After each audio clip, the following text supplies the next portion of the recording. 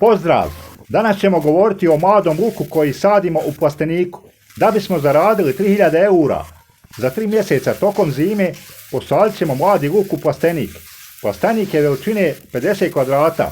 Zemlju u plasteniku je potrebno prvo dobro potoriti zrelim stajskim đubrivom i to oko 2 do 3 traktorske prikolice stajskog đubriva.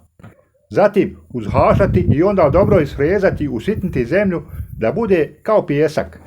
Napravit ćemo dole po kojim ćemo hodati i na širini od 5 metara plastenika napravit ćemo 30 redova luka dužine 10 metara.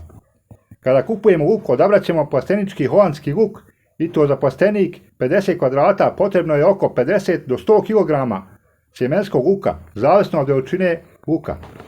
Ja sam napravio 4 polja zasada luka.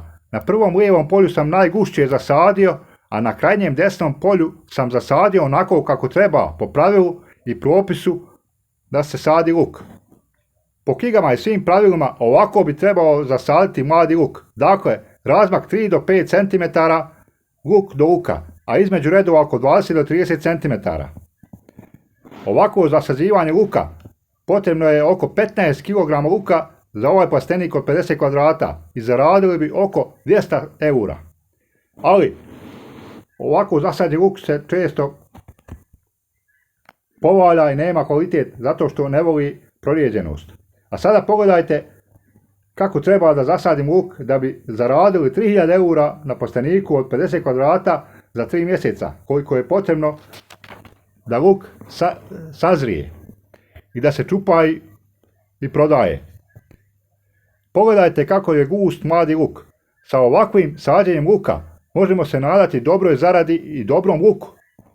Luk voli da je gusto zasejan i tada ide i raste u visine, jer za mladi luk nam nisu potrebne glavice luka, već ga čupamo čim naraste do dovoljne debljine stabljike. Kada zasadimo luk, 5 dana ćemo ga dobro zalivati i kada zemlja ponovo bude suha, opet ćemo zalijevati sve dok luk ne iznikne nekih 5 cm iznad zemlje.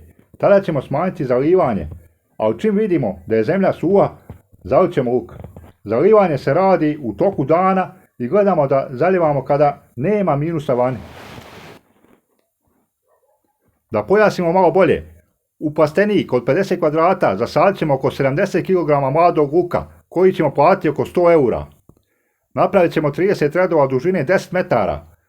Svaki red bi trebalo imati oko 100 kg mladog luka. Znači 30 redova po 100 kg, 3 tone mladog luka po 1 euro. Da ga prodamo u trgovini ili nakupcima na pijaci, zaradit ćemo 3000 eura. A nije teško i nema puno posla oko sadnje. Potrebno je samo jednom okopati i ukloniti travu. Hvala za gledanje ovog videa.